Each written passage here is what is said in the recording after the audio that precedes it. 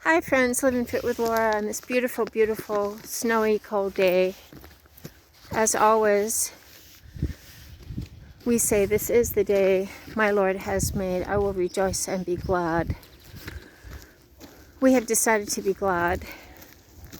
I want to talk to my friends about two things I've actually talked about many times that will guarantee drag us down into the ditch of misery.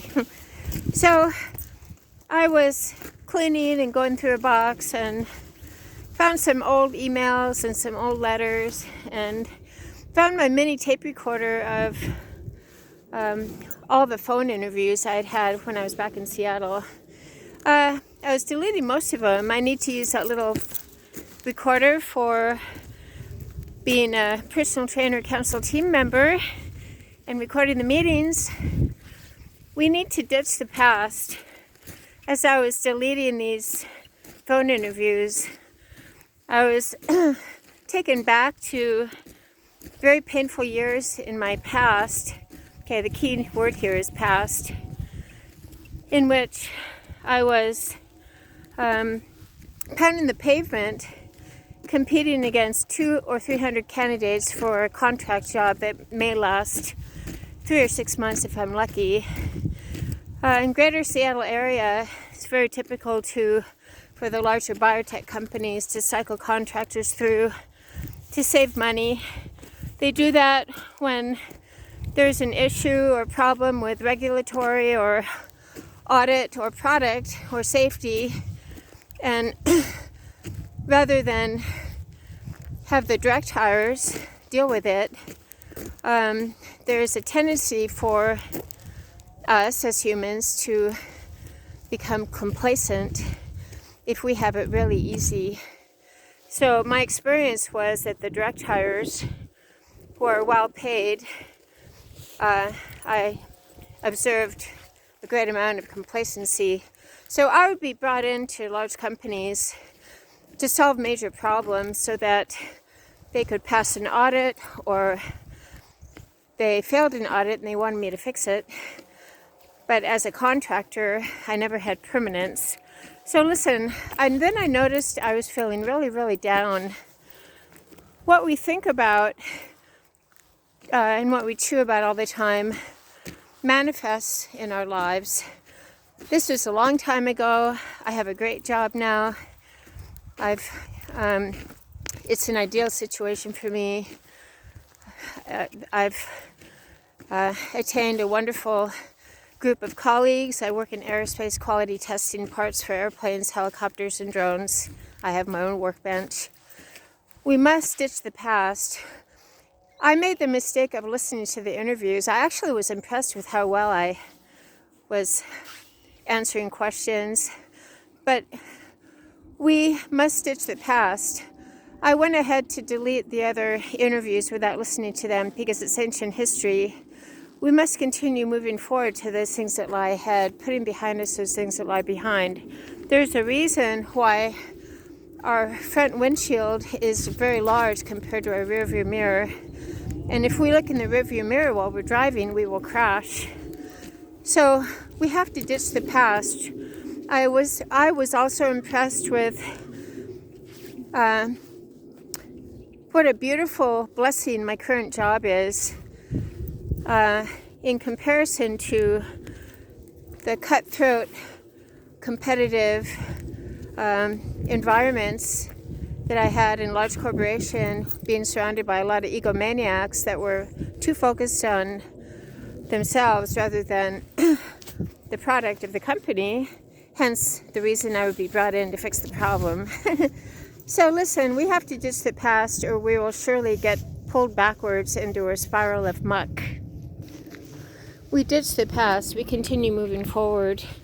We see this beautiful day as a gift. This day will never come again. Lord, I will not live in want today. I will not criticize, curse, compare, or condemn, or negatively compete. I will forgive my past. I will forgive myself for being imperfect. I will forgive others. I will keep my eyes on you.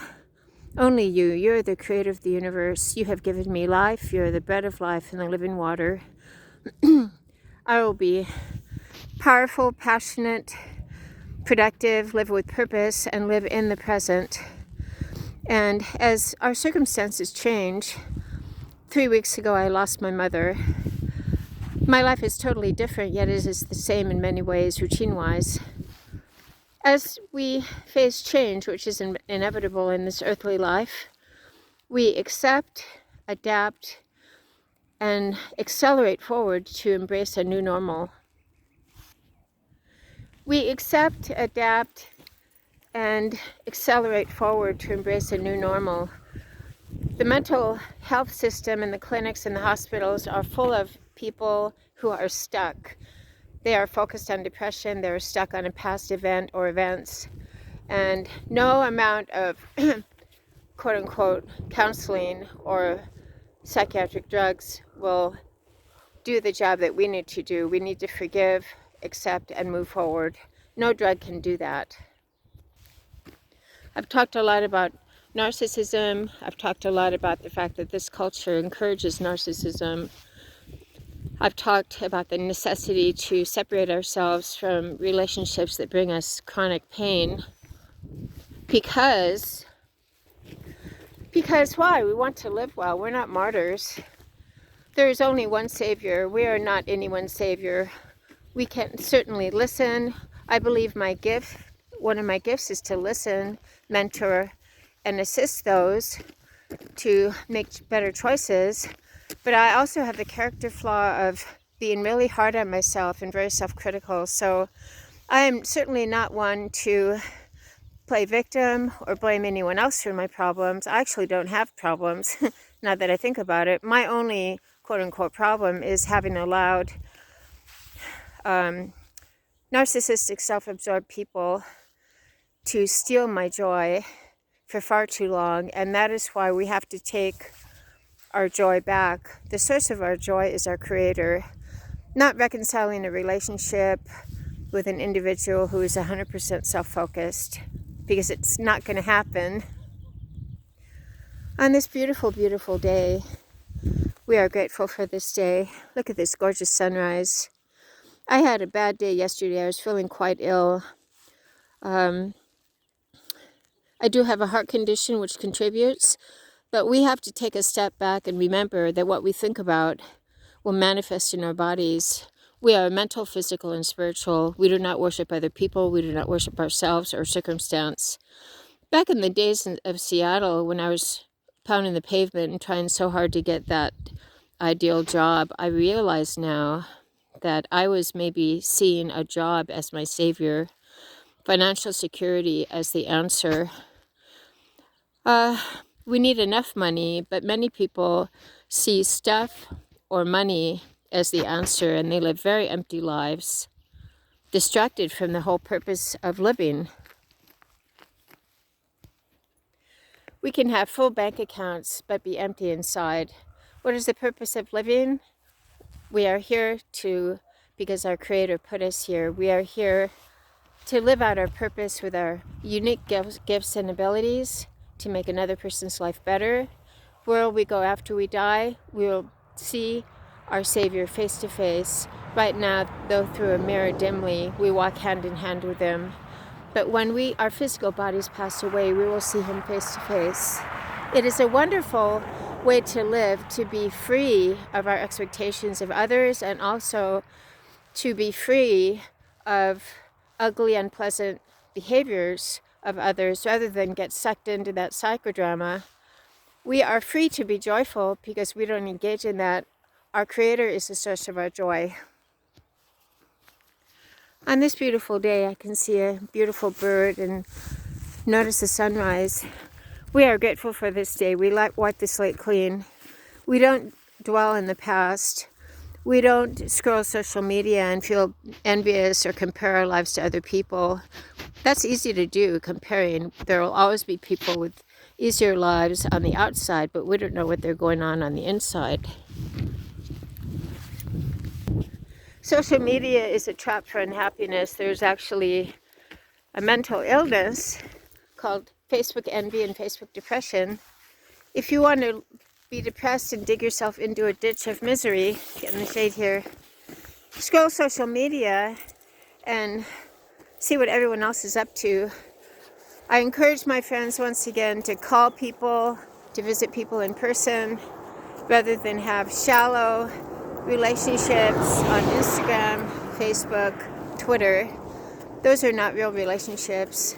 The number of friends I have, I can count on one hand, but I am very, very sane, stable, serene, and strong. I don't need a lot of shallow relationships. I don't need to entertain myself. I don't need the money or the stuff.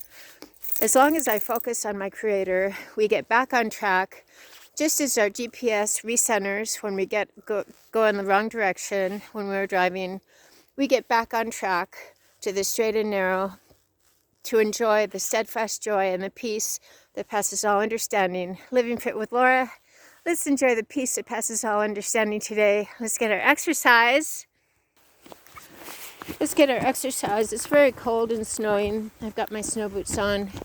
As we continue moving forward to those things that lie ahead, we focus on the joy, not on the past. We don't focus on our disappointments. We do not focus on other people's behavior.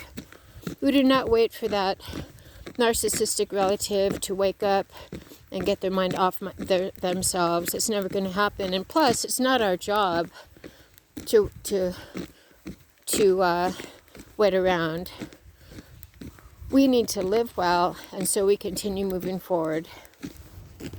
I'm going to have a great day. I'm going to get my exercise. I want all of us, my friends, to have a great day. Not dwelling in the past, not scrolling social media.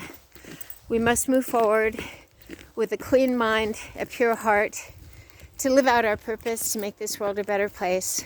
Have a great day with me, Living Fit with Laura, to get and stay sane, stable, serene, and strong. I'm proud of you. Keep it up.